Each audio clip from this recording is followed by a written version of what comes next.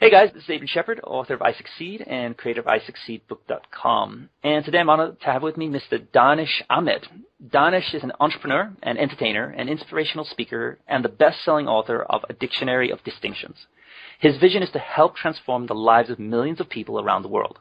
It's a pleasure to have you with us on the line today, Danish. Thanks, Adrian. It's awesome to be here. Great. Now, that's just a quick little intro of who you are, Danish, but I know there's so much more to you than that. And you have quite an interesting story. Would you mind sharing it with us?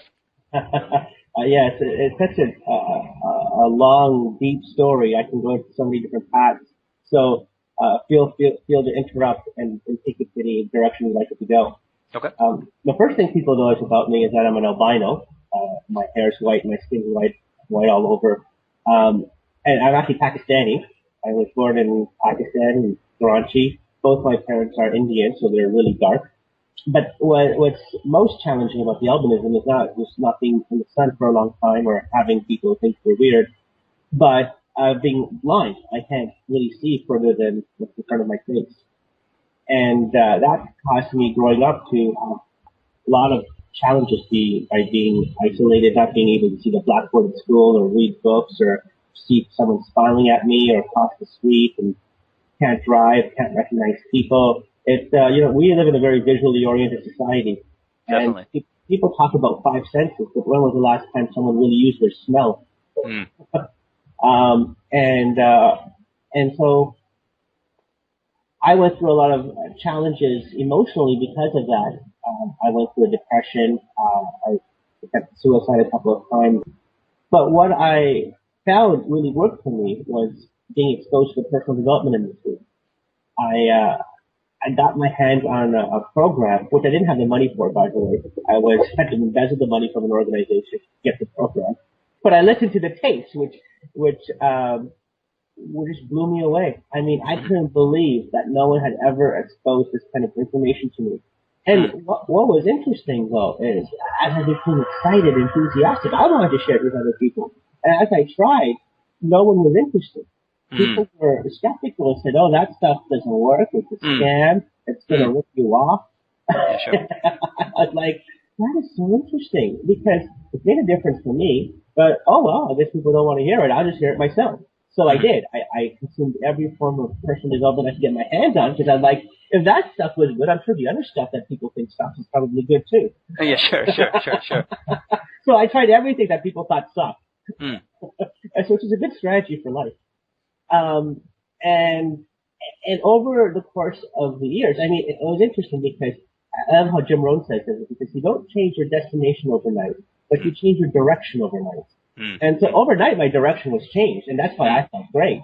But, for your life to manifest differences that other people can see, because it takes a long time for people to acknowledge the difference. They need to see a material thing.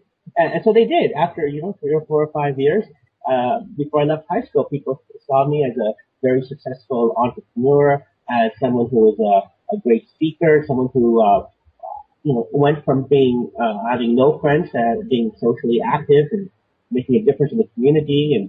And they said, how did you do that? And I would say, well, I read this book, just go read this book or listen to this tape program. But they wouldn't do it. They said, why don't you tell me? And, so after a successful career in IT, the dot-com bubble burst. So, which is another story. But after that, I realized why not take my passion of personal development and give people what they want. So I decided to write a book, which was, a stretch for me because I always hated to read. So now I was going to be a person to write a book who never really liked to read. But it was a good process, and the book became a bestseller. And I launched my career, and then I started exploring ways of putting personal development in a package that was more relatable to people, because I realized in my research that only 30% of the people who buy a nonfiction book read it past the third chapter. So even though I was selling books, I knew that many people who were buying the books weren't even reading them. And so I thought, how can we get people to consume content? And then the idea of putting entertainment into it came to me. So I thought, wouldn't it be cool if we had like a show like a Broadway-style musical with singing and dancing and improv and theatrics and spoken word, slam poetry, beatboxing, multimedia. Then we turned it into a party. Wouldn't that be cool? But here was the problem. I never sang, I never danced, I never produced a show. I never did any of those things. Yeah, a few things will slow you down. Yeah.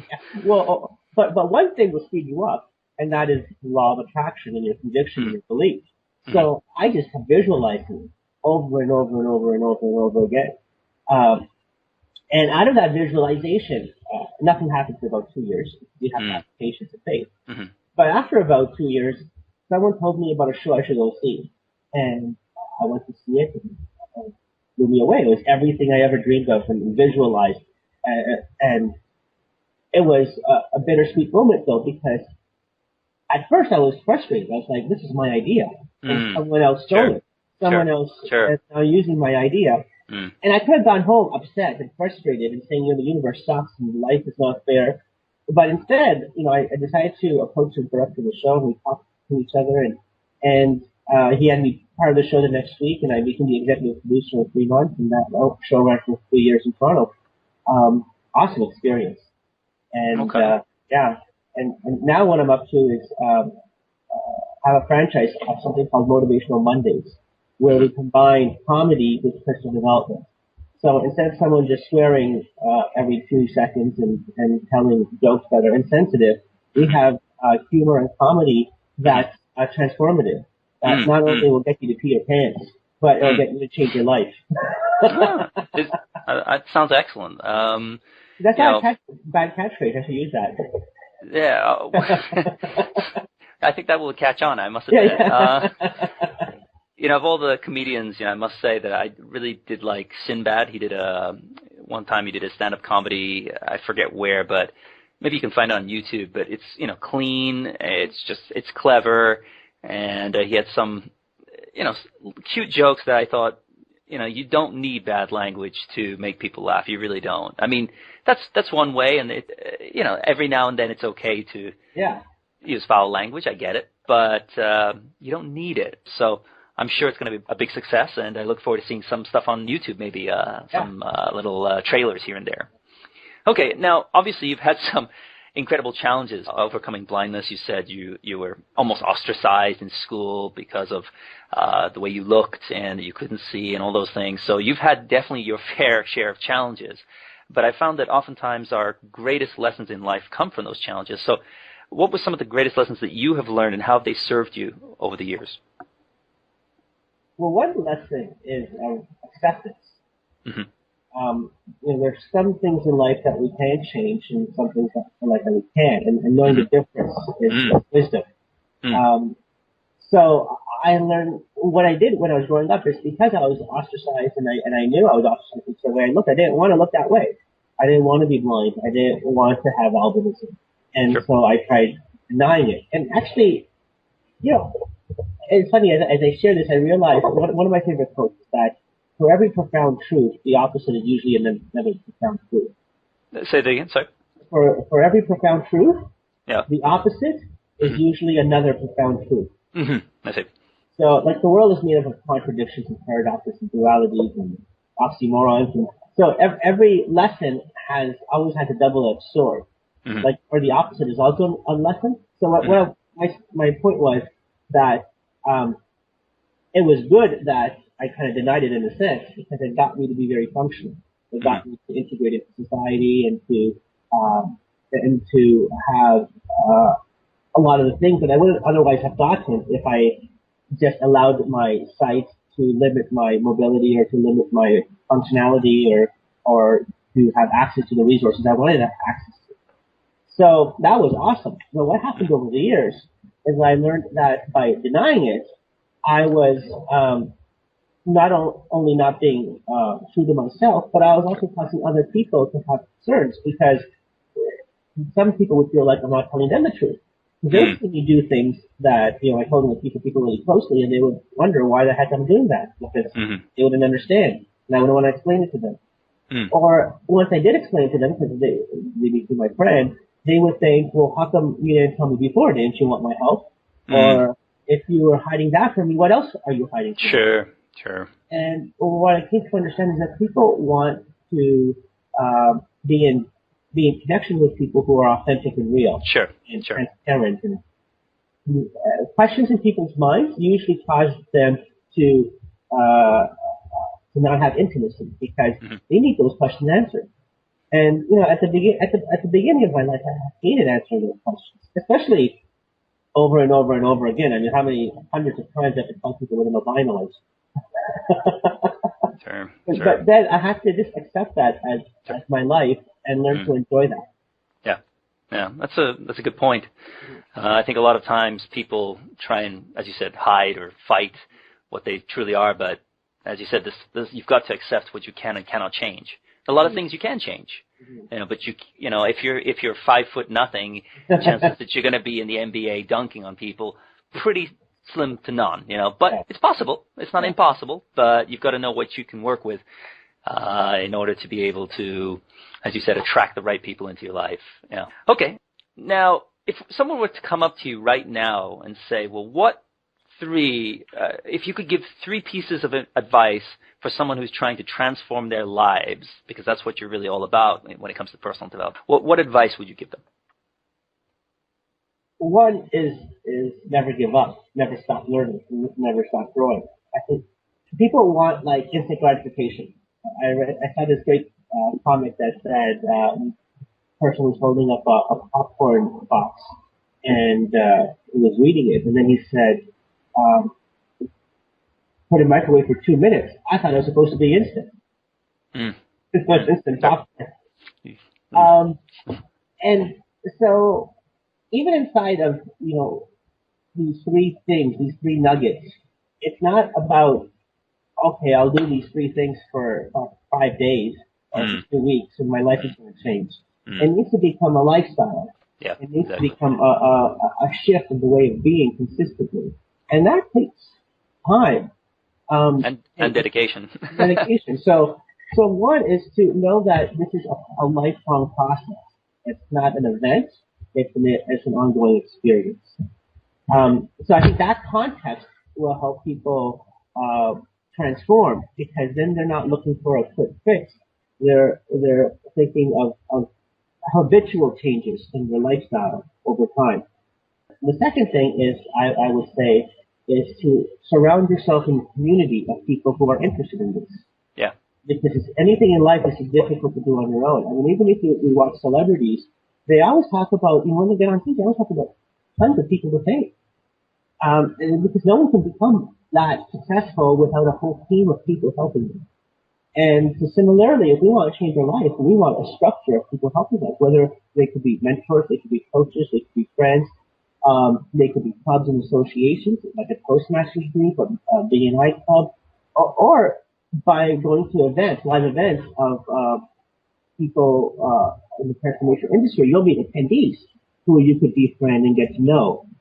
People always say, I don't know anyone like that. Well, just go to an event. And there's hundreds of people like that.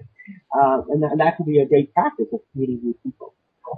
And the third thing I would say is have faith, have faith in the process. Know that and have an expectation that it will work.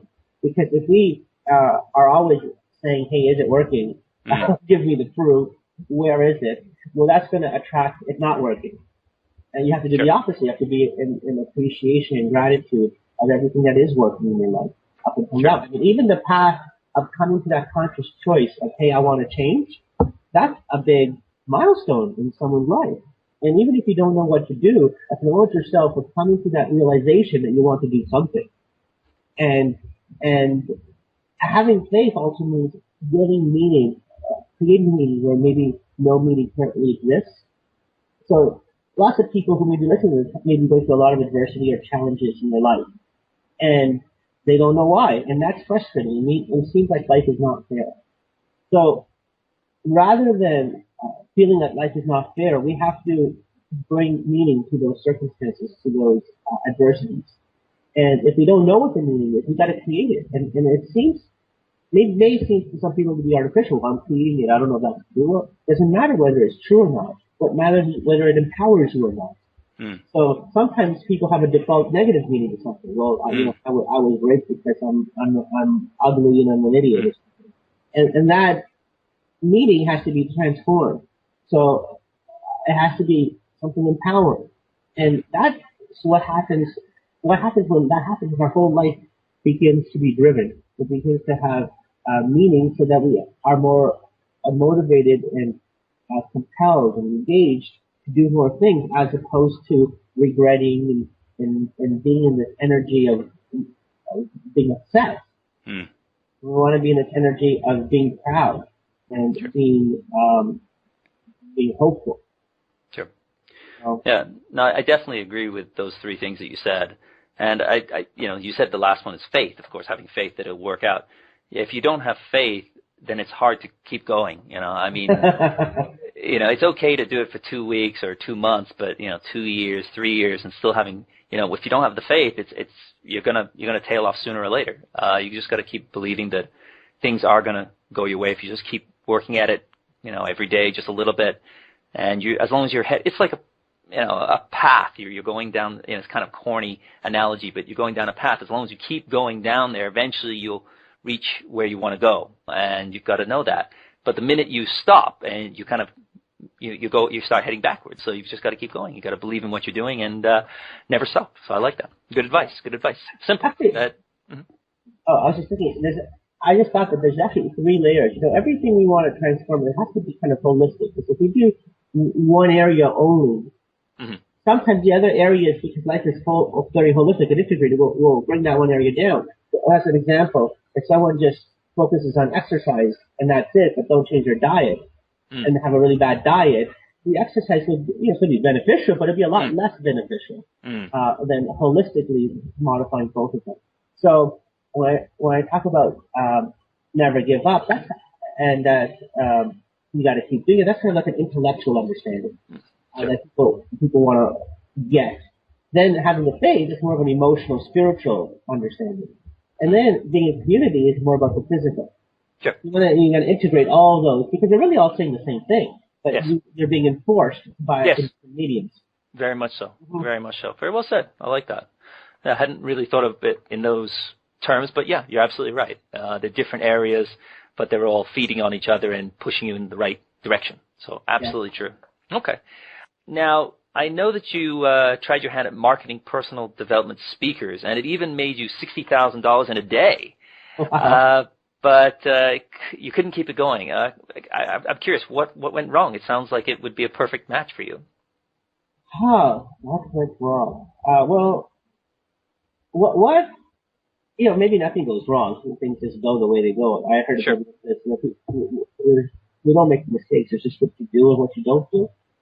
Particularly if you learn from the process, or if we had fun during the process.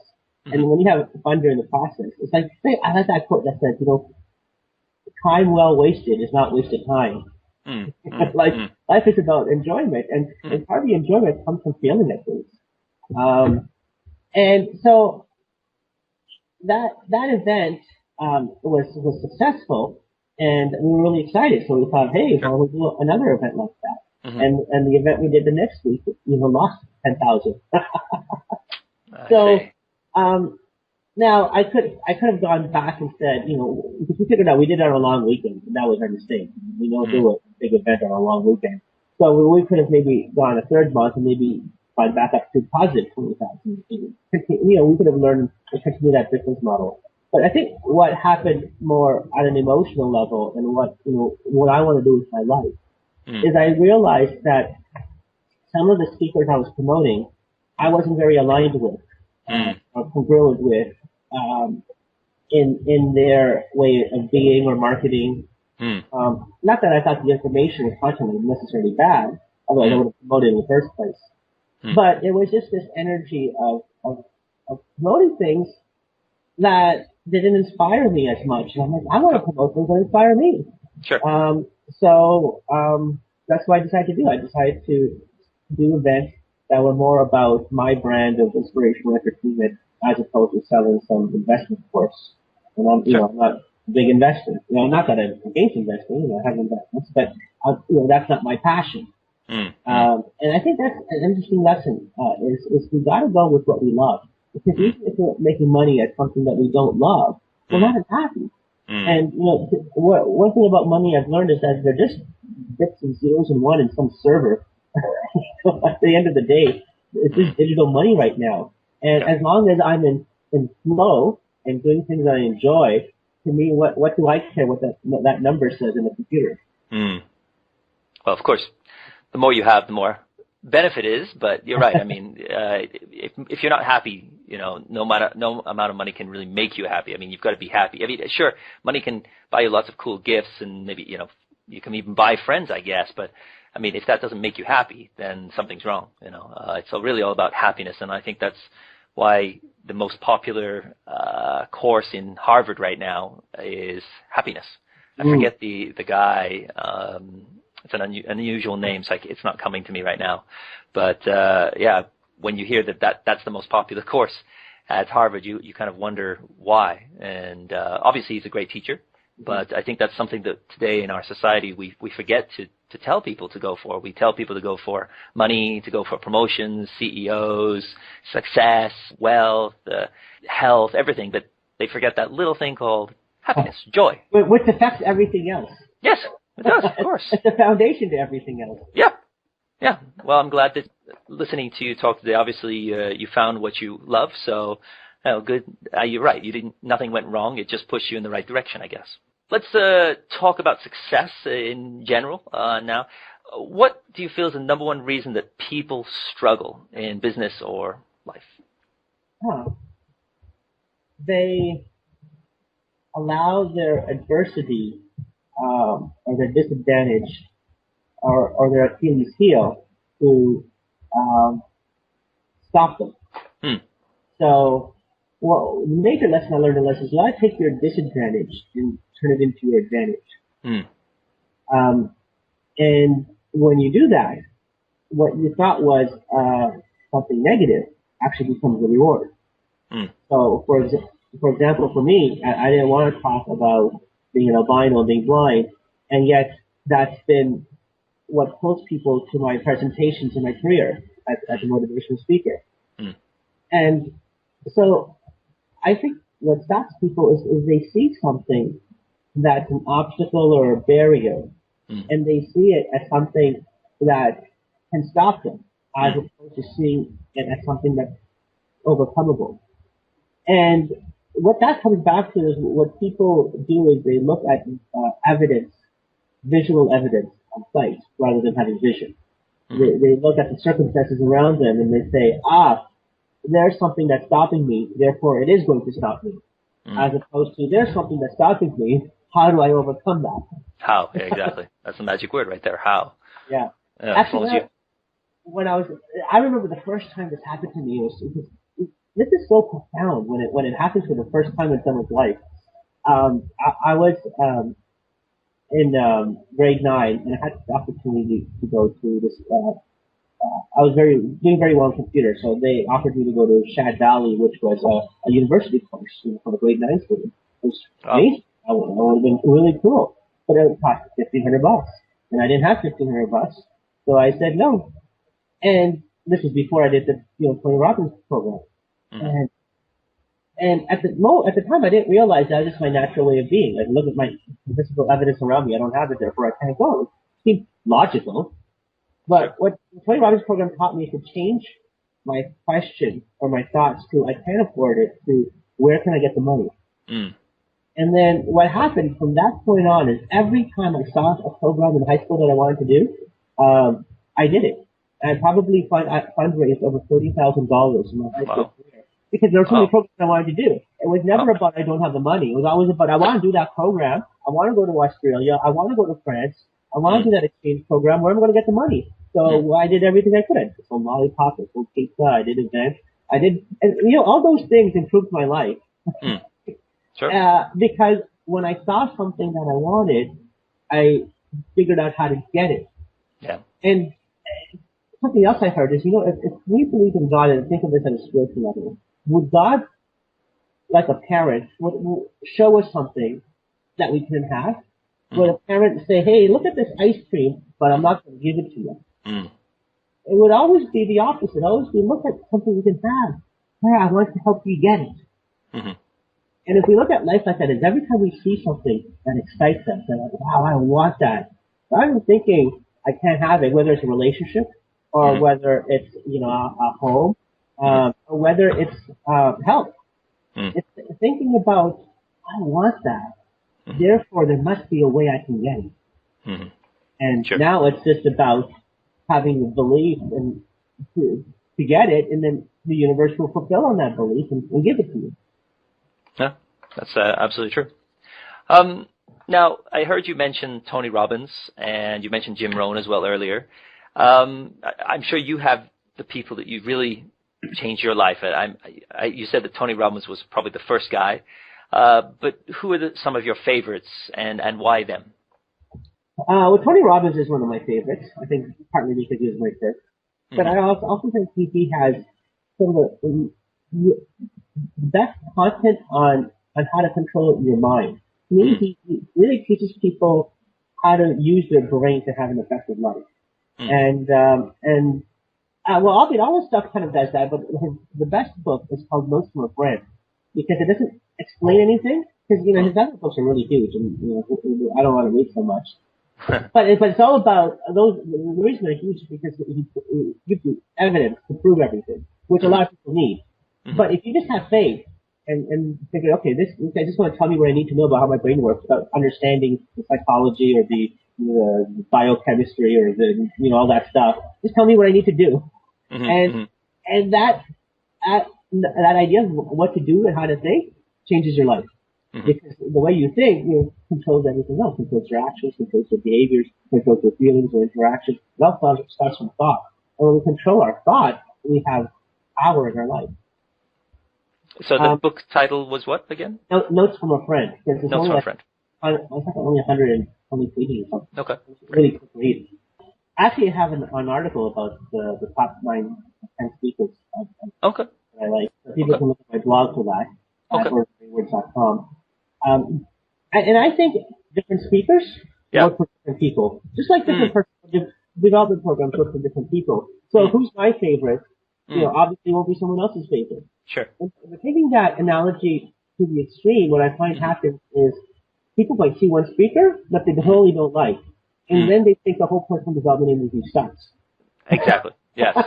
Yeah. And that's like going to university and having a professor you don't like and then dropping out of university.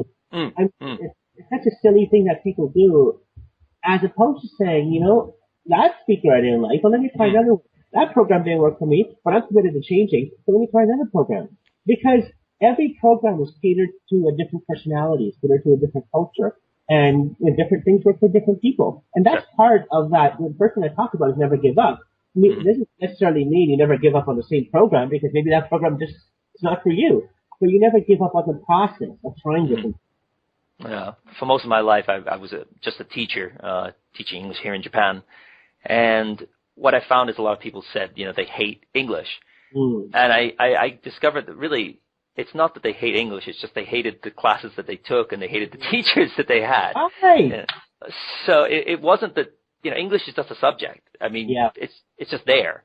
It doesn't do anything to you. It's just you were forced to learn in a way that you didn't find interesting, that you didn't like. It wasn't entertaining. So of course you hated it. But that's not the way I teach. That's not the way you try and teach or share ideas with people. You share entertainment and stories and things of value. And that's what I do each and every day, or whenever I'm with a client, is I just try to share the best knowledge I have in the best way possible that I think will interest them. And as you're right, each person is different. For some people, you've got to take it slow, and other people just want, fast, hard-hitting stuff. Just, shout at me, get angry at me, and other people can't handle that. So you've got to adjust to each person. I think that's what the 4-Minute Manager teaches. You've got to adapt to each person's level of knowledge and appeal to them at that level, not beyond or below where they are. So I think that's a very valuable point. For me, Tony Robbins is definitely one of the best. I think his 2 books, Awaken the Giant Within and Unlimited Power, are definitely great doorstops. I mean, but they're fabulous books. I love them. But they're just so big. They're so big, and I think a lot of people do get turned off by them. I think Notes from a Friend, people should definitely check out at 100 pages. that's manageable. Well, Definitely. today, when I was growing up, I had to pay for a personal development course, which was not cheap. Mm. And today people have the opportunity to go on YouTube and watch Yes. videos for free. Yeah. Yeah. It's awesome. Yes. One of the other people I like, which is just to share a different part of the spectrum, is Abraham Hicks. Abraham Hicks. Okay. She channels the teachings of Abraham and all about the law of attraction. But what I love about her is her articulation. It's so elegant and beautiful, and just listening to the words flowing from her mouth are just like music. Poetry. Yeah, poetry. It's like wow. I can't believe she comes up with such beautiful linguistical articulations of life. I actually have some of her stuff, but I've never actually sat down to listen to her yet because I've been so stuck on other stuff. But definitely check her out. Thank you. I appreciate that. Okay. Now, I know that in this day and age, a lot of people don't like reading because we're a fast-paced world and we've got no time. We've got to get here, got to get there. But if somebody listening to this wanted to read 2 or 3 books, you said, of course, Tony Robbins' book. Are there any other books that you say, yeah, these are definitely must-reads? Well, I mean, I'm biased because I have to say my own.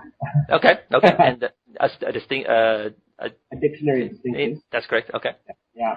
And the reason is because I never liked reading a lot, so I designed my book for people who don't like to read. Great. So if they don't like to read, my book is the perfect book for them. Because every chapter is just 2 pages. Mm-hmm. And it's meant that you can pick up the book and read any chapter and just read 2 pages and get a huge nugget of some distinction that can really make a shift in your life. Okay. And lots of people said that way of reading, so that you don't have this, oh my God, I gotta read the whole book. That's what kind of makes people feel overwhelmed. Sure. And you don't have this feeling, I'm in the middle of a chapter, and then if I don't have time, if I come back to it, I forget what I read. Sure. This way, it's just 2 minutes. Anytime you're on a bus and waiting for an appointment, it's utilizing our idle time. That's part of the time management. People say, I don't have time. Well, you do have time because you're waiting in line a lot. Yes. You're waiting for appointments or waiting at meetings. Why not use that time? Especially now where you don't need to carry a book because it's going to be on your iPhone or your smartphone. So there's not even excuse me, I don't want to carry it around. Yeah, exactly. You're already carrying it around. Yep. Any other books? And, let me see. I wasn't a big reader. I mean, I think the other book I read at completion was Green Eggs and Ham by Dr. Seuss. Okay. By the way, Dr. Seuss actually he does have a great book called Success Quotes from Dr. Seuss. Okay. That's a great book, which is very modular as well. Okay. Yeah, no other great books are coming right now. Well, I mean, everyone's different. Everyone has likes and dislikes, so I like to get everyone's opinion and let people do with it what they like to that. I can only pass on information. After that, it's up to them. You said also that people should check out YouTube, so I know you have a YouTube channel. You also have a website. If people would like to find out more about you or your book, what information can you give them there? All right. My main website is www.ordinarywords.com. I have a big following on Facebook. If they want to get updates, I send them every hour of inspirational visual quotes and things that I'm up to at facebook.com/ordinarywords. My YouTube channel is youtube.com/Mr. Distinct. / what? Mr. Distinct, MR. Mr. Distinct? Yeah, DISTINCT. Okay. And yeah, there's tons of great videos, interviews with me, inspirational little movie clips, along with feature-length movies that are, I think, inspirational, because I think that's a new genre of feature-length movies that are about awakening humanity. It's so awesome that, again, we have it for free on YouTube, and we don't have to sit for 8 hours at a lecture. We can be entertained for an hour and a half as we drink our favorite beverage in our pajamas. Yeah. It's really like, how much better can it get than this? How much easier can it be to awaken humanity? I definitely agree. As I sit here in my pajamas myself, I have to agree that it's pretty nice to be able to talk to people halfway across the world and share ideas. Yes, it's just in a relaxed environment from the comfort of our own homes. And they pretty much, as you said, you don't have to spend a dime, really. A lot of the information is out there. to at least get you started. And YouTube is definitely a great place to start. Your channel is youtube.com/Mr. Distinct. Yeah. Mr. Distinct. I think that's a great place for people to check out short little clips of you and some of your ideas. Actually, you know what you reminded me of is that of paradoxes again. I have this great article on my blog if you go and check it out, all about contradictions and paradoxes. Because I want to give the double-edged sword of everything being so convenient for free. Because the opposite of that, which is also true, is that when people spend money on something, we're in this culture that it gets them to make a certain level of commitment. And when they haven't spent any money and they just watch YouTube, there's no commitment there. Yeah. It's not as much. Yeah. I mean, it's great that it's free and consume it and transform it as much as you want. But if you want to take it to the next level, pay for a program that you're inspired by. Yeah. Because that itself makes a bigger difference. It's something I wholeheartedly agree with. For people out there who are inspired already, there's so many great programs that I'm sure you might mention in your lectures or on your website. And on my website, too, I talk about a few programs that I think are excellent. There's definitely some events and courses that are well worth the money. They're worth the weight in gold, in my opinion. But for people who are out there who are just getting into it, just give it a chance. I mean, there's some fabulous stuff available. And don't be put off by what you've heard about it. Go and find out, see what's out there. And don't give up just on the first track and the first video you watch. Check it out. And there's a reason why it's a billion-dollar business and industry. I mean, it's changing lives every day. And it changed my life, changed your life. So it works. Two people here are living proof. And okay, I think that's going to be the end of our little interview today. Danish, any final words? Sure. Well, one program that I'm in right now that I absolutely love is called the Inspired Living app. Because I think it's a great medium of the two polarities that we talked about. Whether stuff is for free and you got to search for it, or whether you don't pay a lot of money for programs. This program is $9.95, and what it does is it gives you a video, an inspirational video every month on your smartphone or on your desktop. But the beauty of it is because it's on your smartphone, now you again are using idle time. You're not taking time to go on your desktop and search for YouTube videos and search for ones that are not good and find ones that are good. With our app that you're going to get an awesome one that's professionally produced, that's going to be amazing and going to be right into your smartphone. And that model is really working because it's not only inspiring people, but there's a compensation component where people are paid to share it with others. And we're going to do that anyway. If we see a video that we like, we naturally want to share it with someone. Well, imagine now being able to share inspiring videos with someone and getting paid for it. So there's a way if you want to do programs that cost money but don't have the money, well, here's the medium to start a program that can make you money so you can do the other programs that make us more money.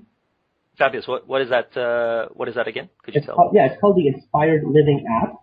And they go to my blog at blog.ordinarywords.com and just click on the link that says Make Money. They'll get all the details about that.